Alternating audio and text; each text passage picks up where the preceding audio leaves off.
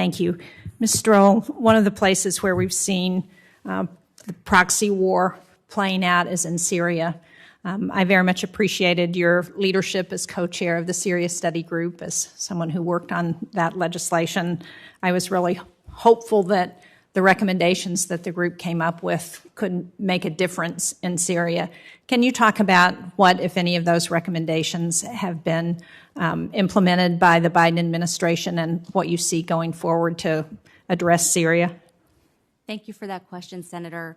First of all, one of the key recommendations of the Syria Study Group was that we should retain our U.S. military presence in northeast Syria, both because ISIS is not defeated, because we made commitments to the Syrian Democratic Forces that they continue to fight ISIS, but cannot do that without our support, training, and advice, and because there are tens of thousands of ISIS detainees still under SDF custody, as well as families of ISIS fighters at the Al-Hol IDP camp.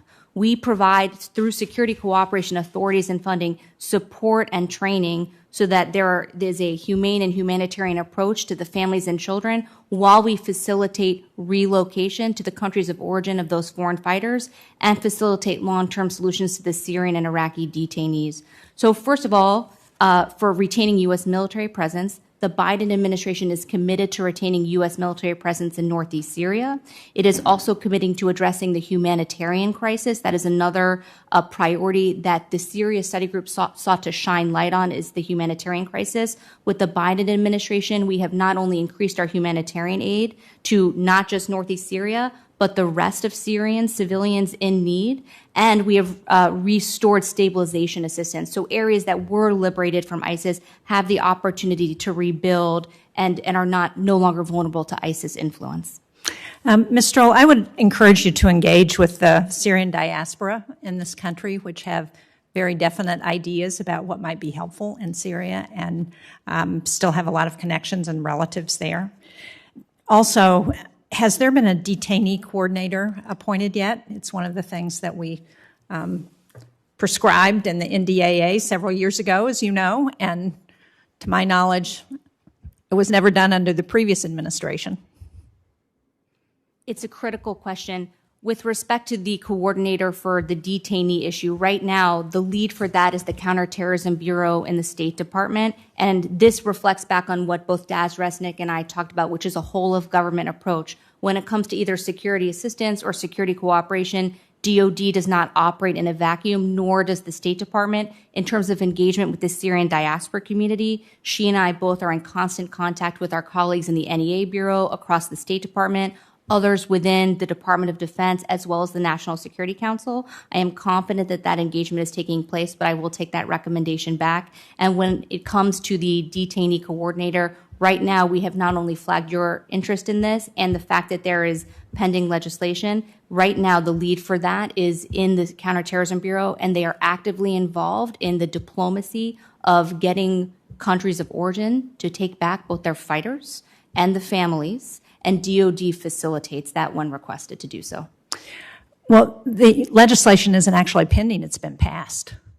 And so I would hope that that coordinator gets appointed to help with that issue, which is very real, as you know. Mr. Chairman, can I ask one more question?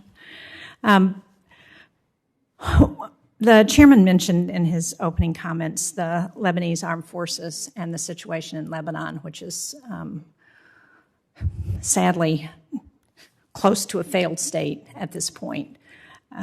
But one of the things that we know we need to do is continue to support the Lebanese armed forces. I was very distressed recently to hear from someone in the Middle East that, in fact, they're having trouble getting food in the LAF that they need given the current crisis. So can you talk about why it's important for us to continue to support them, even though I would agree with the chairman that security may not be their number one challenge at this point, but certainly making sure that the institution of the LAF remains strong is really critical for the future of the country.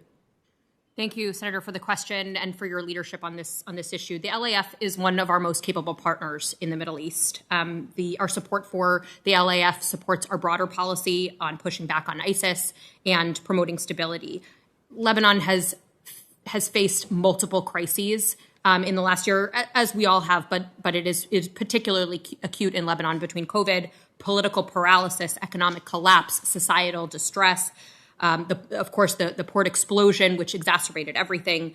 The LAF is really the sole legitimate defender of Lebanese sovereignty, the sole legitimate defender of the Lebanese people. And they serve as an institutional counterweight to Hezbollah, which continues to put Israelis and Lebanese at risk with their irresponsible rocket attacks, which we condemn wholeheartedly. They continue to jeopardize, Hezbollah continues to jeopardize Lebanese stability and sovereignty. Without the LAF, Hezbollah fills the void, and that is exactly the opposite of what we would like to see in Lebanon. Thank you both very much. Thank you, Mr. Chairman, for the additional time. Thank you, Senator Young.